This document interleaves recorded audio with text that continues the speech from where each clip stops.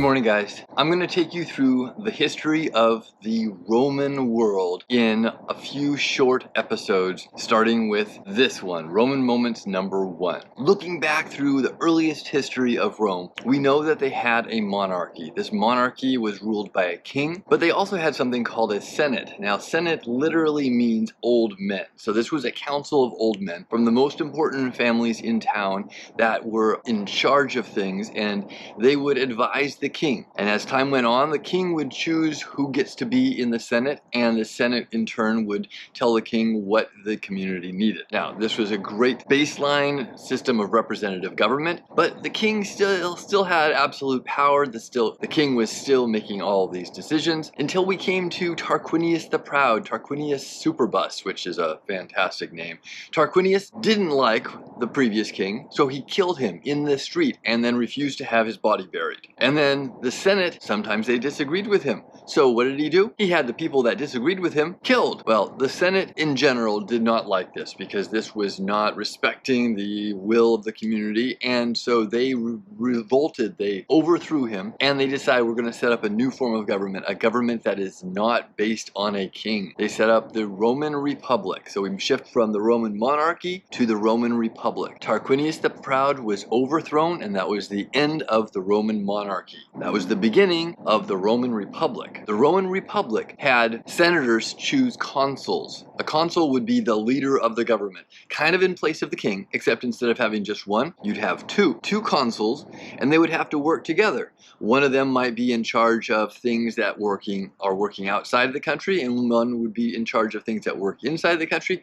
But again, they still had to talk to each other, they still had to agree on things, and they could only serve for 1 year. And usually these would be senators that were working in the service of the community and then would be elevated to the position of consul for a year, and then they step back down and they would be a senator again, or maybe they would be a general or a governor of a distant region. And this is the way you could come up and get some power, you could contribute, and then you would step back down. This was something they really prized because it meant that everyone would have an opportunity to be a leader in the community, but also you would only have a limited amount of time to have that total power.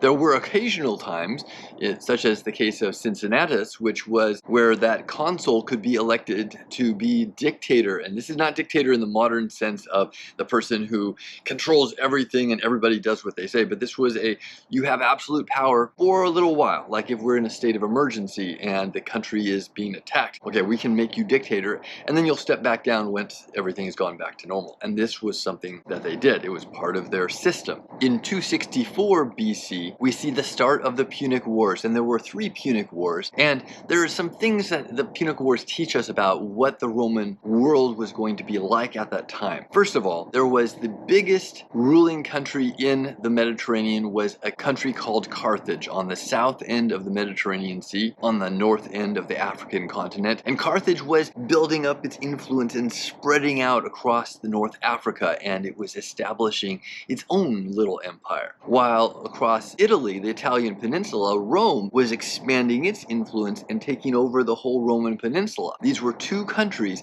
that were bound for empire. When a country is expanding, it's looking to expand its territory because the more territory it controls, the more money is coming back into it. It may be trading with certain people, but if you control that territory, if you have a great influence on that territory, now you can decide how much money comes back to you. This is what both Carthage and Rome were doing. Now, they came to a conflict over the island of Sicily, right, between the 2 of them. Sicily was independent, but it had an influence from both Carthage and Rome. Carthage tried to push a little bit more influence, and Sicily said, help, Rome, help, get these guys out of here. They're giving us too much pressure. And so Rome and Sicily, they fought. This was the first Punic War, and they fought this entirely in a naval battle. They had the ships going around the Mediterranean battling each other, and Rome won. Rome fought back, and Rome fought back Carthage until Carthage sat back on the north coast of Africa, and they stayed there for a little while. But as time went on, Carthage started building back up again and started spreading out. They didn't spread up to Sicily,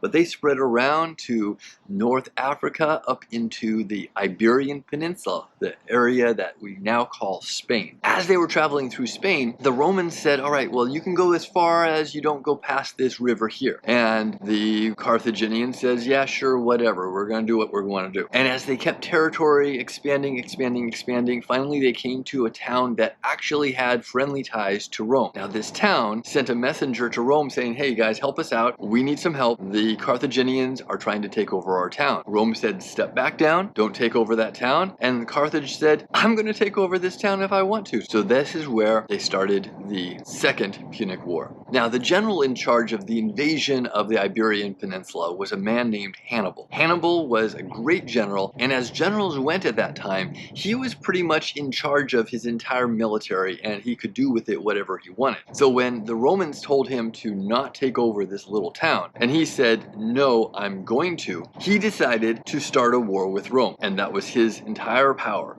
So he started this war with Rome, and when the Romans said, don't take over that little town, not only did he take over that little town, but he said, I am going to attack Italy. He's going to go all the way to Rome, all the way to the start. The Romans didn't know this. The Romans were preparing to send ships out to this little town to help defend it. But by the time they got in their ships, they realized that Hannibal had already crossed over the Iberian Peninsula and was traveling up over the Alps. Now, the Alps are a mountain range at the north end of that Italian peninsula. And he took all of his troops and 37 elephants. Now, elephants used in warfare have a great impact as they have their roaring trunks and they're just giant and they've got their tusks. They're very dangerous, very terrifying, even if they're not doing anything to you. This was one of the impacts of the tools of war. He was using the elephants as a war tool. It allows his troops to travel safer, elevated, not all of them, because you only have 36 elephants, but a lot of them were able to have this impact. And a lot of them made it all the way through the Alps. They made it down into Rome, and as he travels down the Italian peninsula, he makes it all the way to the gates of Rome, but he doesn't attack because he's lost so much equipment along the way that he actually doesn't have enough troops and supplies to wage a full-scale attack on a major city like Rome. But instead, he travels around the